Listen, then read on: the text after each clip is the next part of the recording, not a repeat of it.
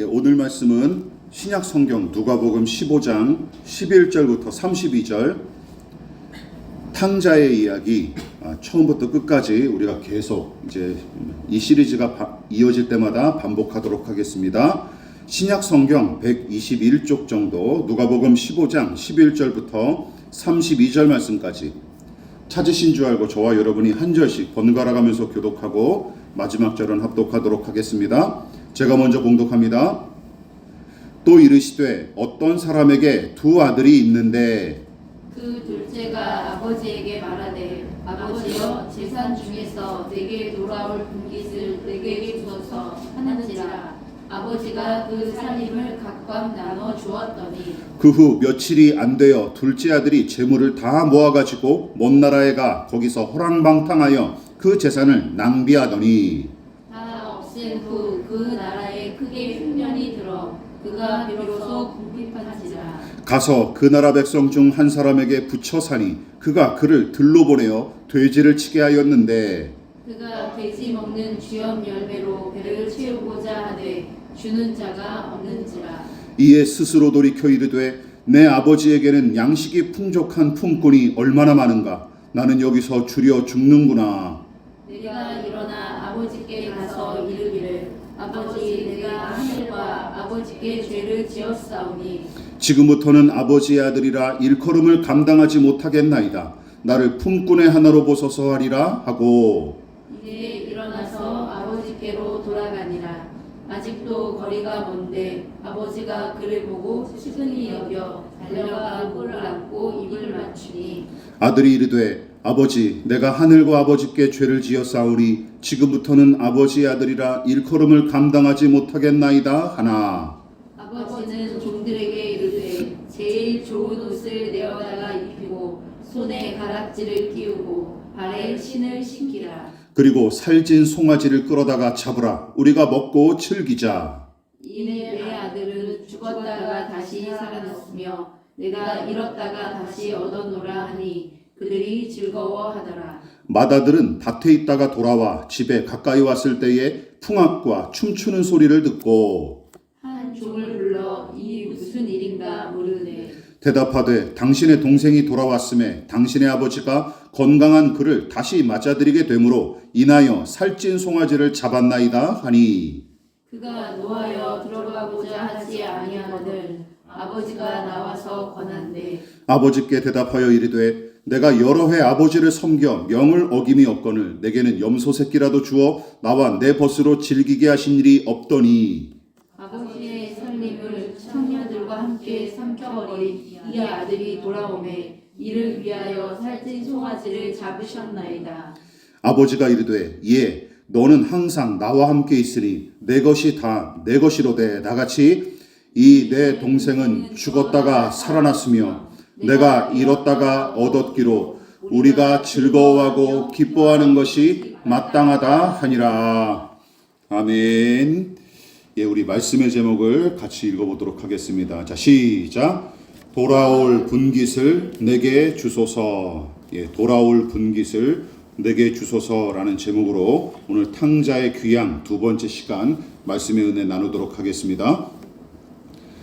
누가복음 15장은 예수께서 당신을 비난하는 종교 지도자들의 되먹지 못한 생각을 교정함과 동시에 당신과 함께하는 제자들과 죄인들을 교훈하기 위해 들려주신 세 가지 이야기를 기록한 장으로서 서두에 기록된 잃은 양 한 마리와 동전 하나를 찾는 비유는 잃어버린 당신의 사람들을 간절히 찾으시는 하나님을 보여주기 위한 교훈이고 마지막에 기록된 탕자의 비유는 하나님을 떠난 죄인의 비참한 상태와 함께 불의한 죄인이 하나님께 돌아가는 영적인 과정을 이해하기 쉽도록 묘사한 이야기입니다.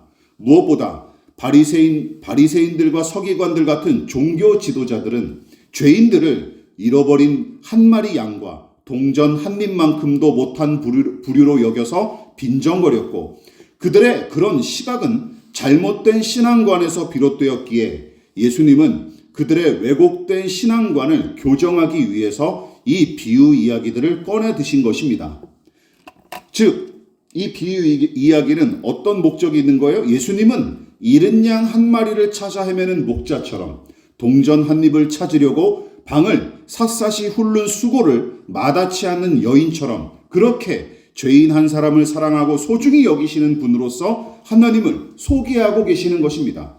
또한 아버지의 재산을 가지고 가출한 뒤 다 허비하고 돌아온 이 훌의 아들, 족보에 빨간 줄을 그어도 시원찮을 녀석이지만 어떤 모습을 그 망나니조차도 사랑하기 때문에 다시 돌아오기까지 쉬지 않고 기다리신 그 아버지가 바로 우리 하나님이라고 가르치시는 것이죠. 그래서 세 가지 비유가 보여주는 핵심이 바로 이것입니다. 그리고 더 나아가 만일 우리 하나님 아버지께서 그런 분이시라면 우리는 그분을 닮은 모습으로 살아가고 신앙해야 마땅하다는 사실을 교훈하고 계십니다.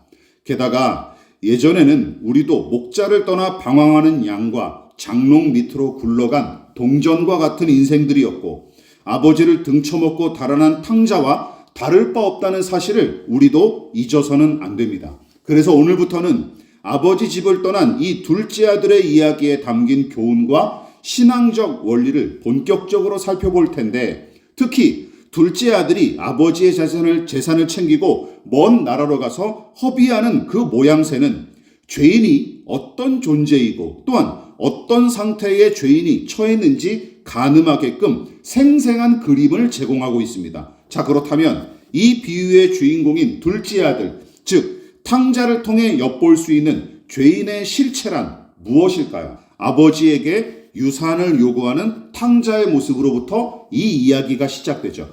여러분, 이 비유 이야기는 여러분들이 느끼셨는지 모르겠지만 처음부터 막장 드라마로 시작합니다. 아버지의 분깃이라는 말은 유산 중 일부를 얘기하는 거예요. 아버지의 분깃, 즉 유산 중에서 훗날 자기에게 돌아올 것을 먼저 내주십사 으름장을 놓는 참으로 배은망덕하고 어이없는 요구로 이 이야기가 시작되죠. 그런데 아버지의 재산 중 일부를 떼어달라는 이 아들의 요구가 배은망덕한 이유는 여러분들이 짐작하시다시피 그 재산이 아버지께서 돌아가신 이후에 받을 유산이기 때문입니다. 그러니까 유산의 분배는 대개 부모의 임종 이후에 이루어지는 것인데 구약의 율법은 장남이 아닌 차남에게는 유산의 3분의 1을 분배하도록 명령하고 있습니다. 신명기 21장을 우리가 같이 한번 읽어볼게요. 자, 시작. 반드시 그 미움을 받는 자의 아들을 장자로 인정하여 자기의 소유에서 그에게는 두 몫을 줄 것이니 그는 자기의 기력의 시작이라 장자의 권리가 그에게 있음이니라. 자, 이거 잘 보십시오.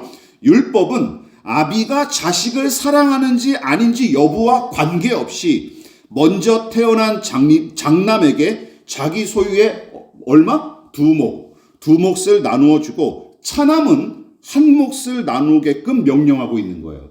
2대 1이죠. 자, 다시 그래서 본문의 둘째 아들은 아마도 자기가 받을 유산 3분의 1의 몫을 요구한 것으로 추측할 수 있습니다. 즉 이렇게 생각한 것이죠. 이 둘째 아들은 어차피 내게 물려줄 유산이니 돌아가시기 전에 미리 주십시오. 돌아가실 때까지 못 기다리겠으니 유산을 미리 당겨서 주시라 했던 것입니다. 혹시 둘째가 병약한 아버지를 모시거나 살림에 보태려고 목돈이 필요했던 것일까요? 13절을 보십시오. 어떤 기록이 있습니까? 그는 며칠 뒤에 먼 나라로 훌쩍 떠났고 거기서 방탕하게 살다가 끝내 재산을 다 탕진합니다. 무슨 말입니까? 제멋대로 살려는 되먹지 못한 의도로 제 몫의 유산을 아버지께 미리 요구한 거예요. 이쯤에서 생각해 보십시오. 유산과 선물의 공통점이 있습니다. 그게 무엇일까요? 오늘날은 유산을 받으면 상속세 등의 명목으로 세금을 떼지만 구약의 율법에서는 유산 상속에 부과되는 세금 등의 기록을 찾아볼 수가 없어요. 따라서 유산과 선물은 첫 번째 이런 공통점이 있습니다. 주는 자는 거저 베풀고 받는 자는 공짜로 얻는다는 공통점이 있는 것이죠. 또 다른 공통점은 무엇입니까? 두 번째는 이거예요. 받는 자가 선물이나 유산을 주는 자에게 먼저 요구하지 않는 것이 예의이자 상식이죠. 그렇지 않습니까? 이게 두 가지 공통점이 있는 거예요. 그러므로 받는 자가 주는 사람에게 선물이나 유산을 먼저 요구하는 행위는 두 단어의 의미와 가치를 매우 심각하게 변질시키고 왜곡하는데, 거저 죽고 받는 은혜의 성격을 지닌 이 선물과 유산이 그런 식으로 하다 보면 저급한 거래나 강탈 행위로 전락하기 때문이죠. 즉, 주는 자가 기꺼운 마음으로 자원해서 베풀 때 선물과 유산은 비로소 의미와 가치를 지니지만, 받는 사람이 마치 당연히 받을 권리가 있는 것처럼 요구하는 짓은 예의의 여부를 넘어 매우 사악하고 파렴치한 행위이기 때문입니다. 여러분, 둘째 아들의 잘못은 바로 여기서부터 시작되는 거예요. 특히 아버지의 사망 이후에 받는 유산을 미리 요구하는 짓거리는 아버지의 존재 자체를 아예 무시하는 자태일 뿐더러 이후로도 계속해서 그 아버지의 존재를 부정하며 살아가겠다는 뜻을 내포하기에 비난받아 마땅한 것입니다. 믿으십니까? 아버지의 존재 자체를 무시하고 없는 셈 치는 거예요. 게다가 재산의 소유권은 여전히 아버지께 있는데 그것을 제 소유인 것처럼 주장하는 일 자체가 어불성설이에요. 그래서 오늘은 이 두 가지에 대해서 살펴볼 거예요. 탕자의 이 요구는 아버지의 존재 자체를 부정하는 교만과 아버지의 소유를 제 것으로 주장하는 탐욕에서 비롯된 행위로서 매우 더럽고 사악한 짓임을 우리가 염두에 둘 필요가 있습니다. 더군다나 아버지께서 멀쩡히 살아계시는데 아들은 아버지를 마음속에서 지우고 죽인 거예요. 아버지를 마음속에서 지우고 죽인 거예요. 어떤 행위가? 바로 유산을 미리 당겨달라는 이 요구 자체가 말이죠. 이것이 바로 탕자 이야기의 서두가 보여주는 죄인의 실체로서, 여러분, 죄에 빠진 인간이 하나님을 어떻게 생각하고 대접하는지 이 이야기가 서두부터 가감없이 폭로하고 있는 거예요. 따라서 12절에 기록된 이 유산의 요구는 탕자가 저지른 두 가지 죄악과 병행하여 죄인의 부패한 두 가지 속성을 엿볼 수 있는 구절입니다. 자, 그 첫 번째가 무엇입니까? 자, 우리 같이 한번 읽어볼게요. 시작. 아버지의 존재를 무시하고 관계를 단절한 죄인. 여러분, 국어사전은 죄인을 크게 세 가지가 있는데 제가 두 가지만 뽑아서 왔어요. 첫 번째, 죄를 지은 사람을 죄인으로 규정합니다. 특별히 법적으로는 유죄의 확정 판결을 받은 사람, 이 두 가지로 정의를 하죠. 그러나 성경에서 가르치는 죄인의 의미는 조금 다릅니다. 물론 성경에서도 이런 의미가 분명히 포함되지만 성경은 좀 더 특별한 의미를 가지고 있죠. 성경은 죄인을 가리켜서 이렇게 규정하고 있는 거예요. 하나님과의 관계가 단절되거나 깨진 인간을 가리킨다는 것이죠. 즉, 하나님의 법을 위반하거나 무시하는 인간으로 성경은 죄인을 규정하고 있는 것입니다. 다시 말해, 하나님과의 깨진 관계로 인해 그분의 존재 자체를 아예 부정할 뿐만 아니라 하나님과 그분의 뜻을 무시하고 대적하는 인간이 죄인이고, 그렇게 생각하고 행동하도록 부추기는 원흉이 무엇이다? 우리 안에 있는 죄라는 거예요. 우리 안에 있는 죄가 그렇게 부추긴다는 거예요. 시편의 말씀을 함께 보십시다. 시편 4절을 같이 읽어볼게요. 시작. 악인은 그의 교만한 얼굴로 말하기를 여호와께서 이를 감찰하지 아니하신다 하며 그의 모든 사상에 하나님이 없다 하나이다. 시인은 악한 자들은 하나님의 존재 자체를 부정하며 산다 하고 지적하고 있는 거예요. 그래서 악인들은 죄를 저지르면서도 심판과 징벌에 대한 두려움이 없습니다. 당연하죠. 하나님을 자기보다 더 높고 강한 권세를 지닌 분으로 믿지도 않을 뿐더러 아예 그 존재 자체를 부정하는 사람이 하나님의 심판과 징계 따위를 염두에 두며 살겠습니까? 당연히 아무 관심이 없죠. 하지만 성경은 그런 인간의 불순한 생각과 불의한 생리를 인간이 타락하고 망가진 죄인임을 강력하게 방증하는 증거로 본다는 것이죠. 자, 그러므로 아버지의 존재 자체를 부정하려는 탕자의 이 요구는 하나님을 부정하는 죄인의 속성을 아주 적나라하게 보여주는 것입니다. 아니, 탕자는 거기서 더 나아가죠. 아버지가 살아계신다 하는 사실을 그가 인지하고 알고 있으면서도 어떻게 하는 거예요? 더는 아버지와 관계를 맺지 않으려고 발버둥 치는 꼬락서니를 보십시오. 사실 거듭나지도 않았고 믿음이 없어도 인간의 한계를 넘어선 초월적 존재를 인정하는 사람들이 세상 가운데는 적지 않습니다. 참 많아요. 그러나 대부분 사람은 거기까지죠. 이처럼 머리로 이해하여 아는 것과 믿음으로 이해하여 아는 것은 천양지차입니다. 기억하십시오. 믿음은 하나님을 이해하고 그분과 하나가 되도록 이끌며, 하나님을 아는 참 지식은 그분을 향한 경배와 사랑의 자리로 믿음의 사람을 이끄는 것입니다. 그러나 인간이 아무리 깊이 생각하고 연구할지라도 믿음이 없으면 하나님을 섬기거나 따르질 않아요. 이것이 믿음이 있느냐 없느냐의 가장 큰 차이점 중에 하나입니다. 즉, 인간의 지식이 편리하고 윤택한 세상을 만드는데 기여할 수는 있을지언정 그 자체가 하나님을 경배하고 사랑하도록 이끌지는 못합니다. 이것이 믿음 없는 지식의 한계죠. 따라서 하나님이 계시다는 사실을 노골적으로 부정하지 않더라도 그분과 올바른 관계를 맺지 않으면 여러분 말짱 도루묵에 불과합니다. 성경은 하나님을 영원히 살아계셔서 다스리시는 분으로 가르치죠. 그래서 시편의 시인은 세상을 다 가진 것처럼 군림하는 통치자들일지라도, 날아가는 새도 떨어뜨린다는 절대 권력자들일지라도 오히려 하나님 앞에서는 한낱 비웃음거리에 불과하다는 사실을 아주 분명하게 지적하고 있어요. 시편 2편 같이 읽어보겠습니다. 시작. 세상의 군왕들이 나서며 관원들이 서로 꾀하여 여호와와 그의 기름 부음 받은 자를 대적하며 우리가 그들의 맨 것을 끊고 그의 결박을 벗어버리자 하는도다. 하늘에 계신 이가 웃으시며 주께서 그들을 비웃으시리로다. 우러러보고 섬겨야 할 하나님 따위는 없다 하면서 고개를 빳빳하게 세우는 자들을 도리어 하나님은 어떻게 하신다? 하늘에서 내려다보시고 비웃고 계신답니다.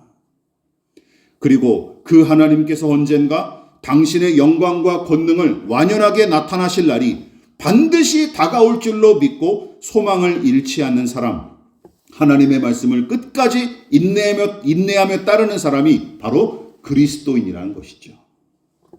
그러나 탕자는 어떻습니까? 보십시오.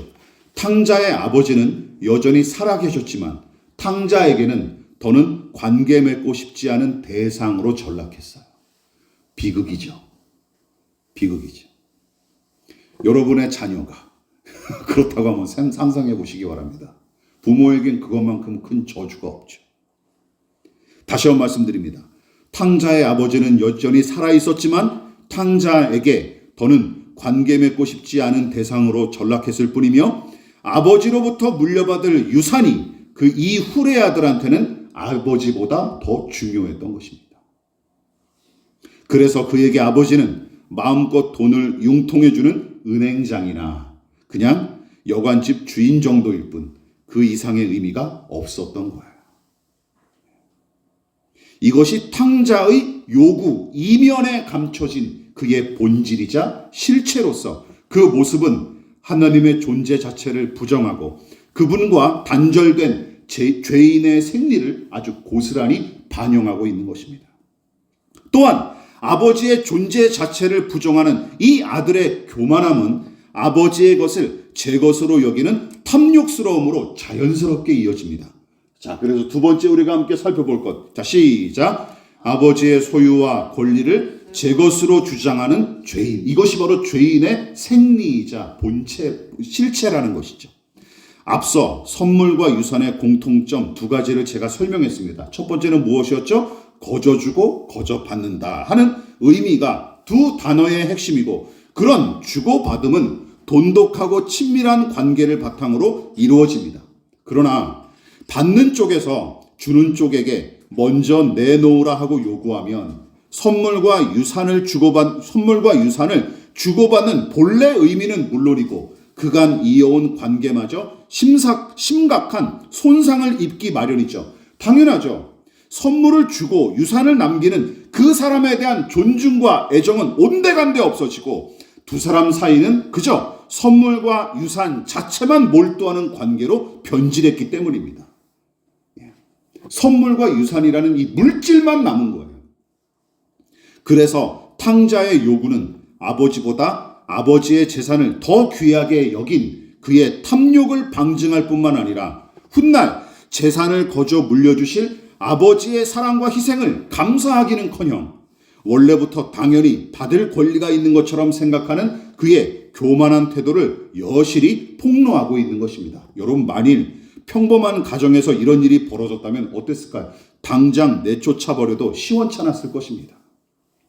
다시금 강조합니다. 둘째 아들, 즉 탕자의 이 배은망덕한 요구는 하나님을 향한 죄인의 불의한 사고방식과 불량한 태도를 고스란히 반영해요. 자, 그렇다면 제가 지금 설명한 죄인들의 불의한 사고방식과 불량한 태도란 무엇입니까?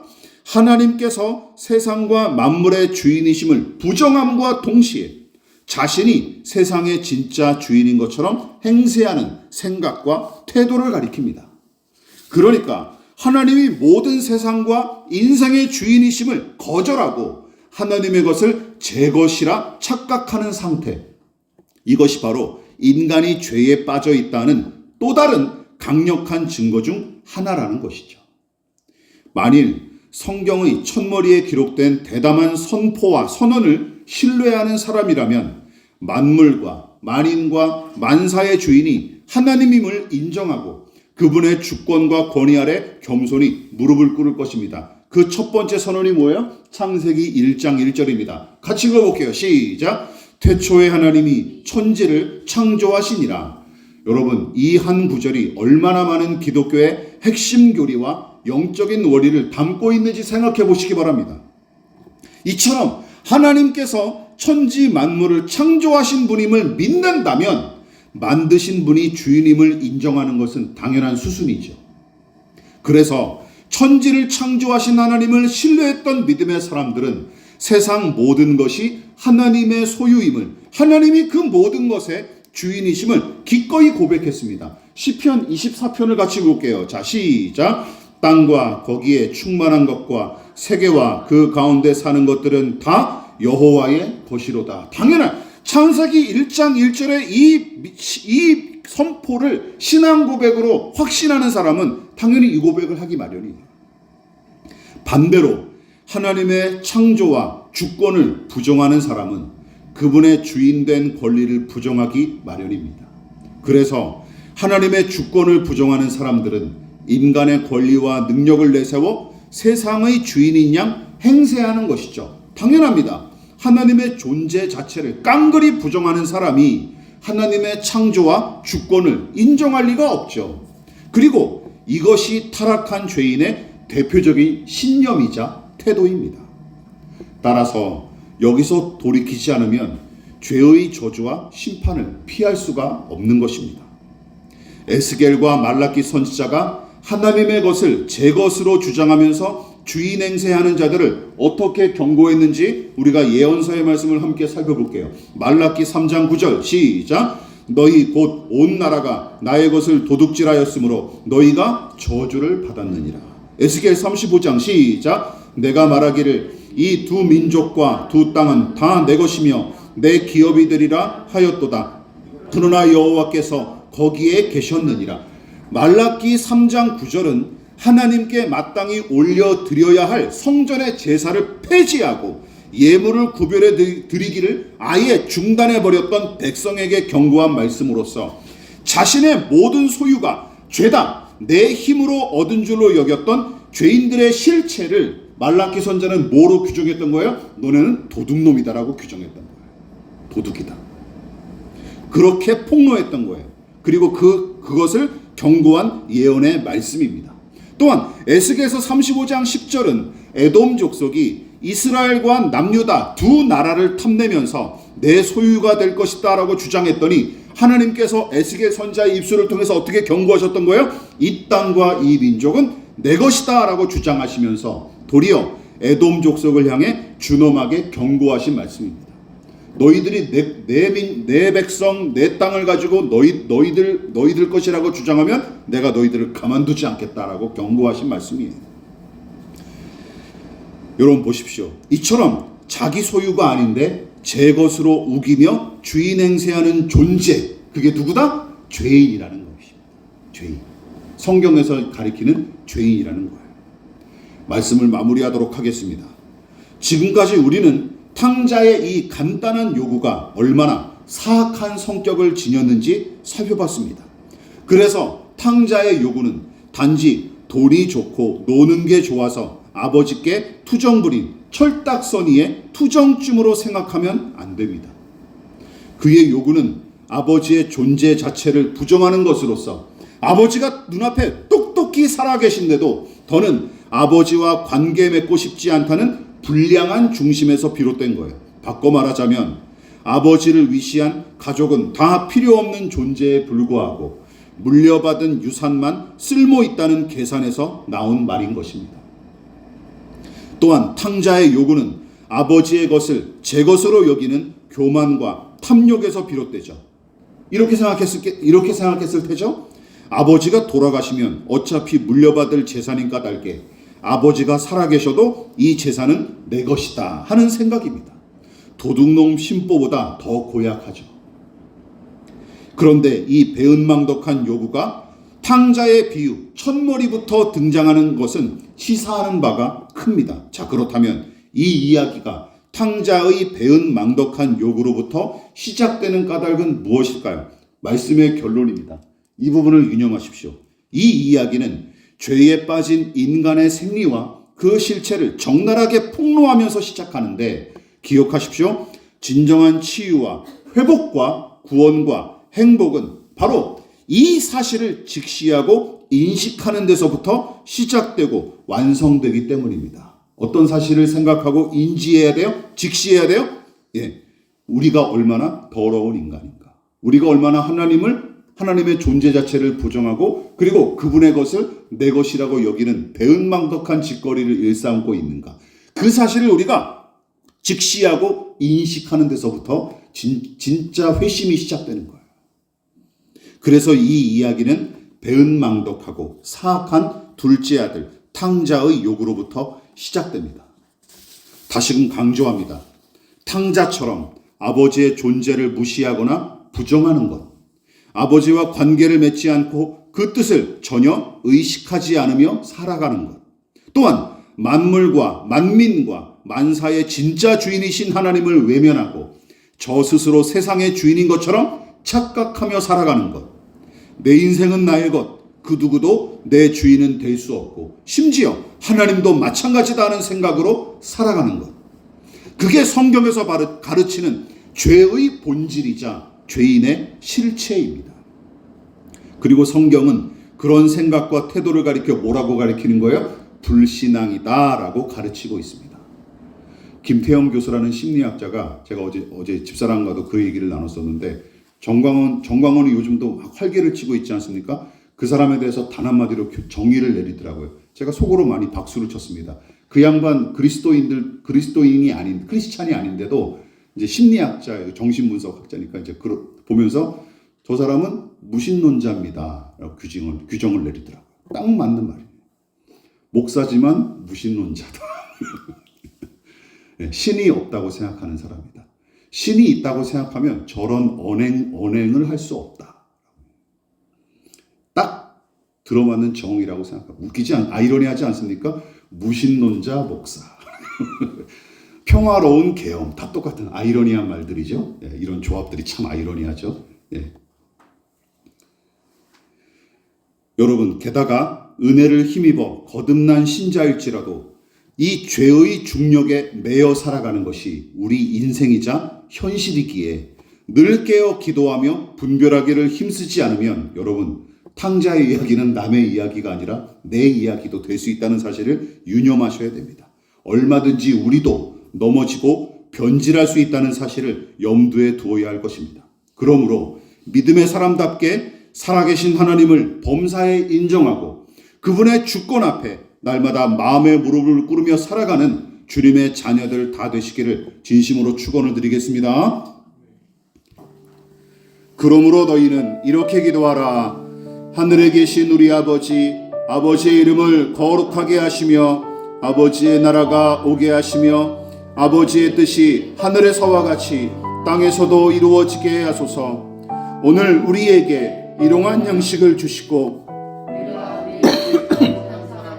용서하여 준 것 같이 우리 죄를 용서하여 주시고 우리를 시험에 빠지지 않게 하시고 악에서 구하소서. 나라와 권능과 영광이 영원히 아버지의 것입니다. 아멘.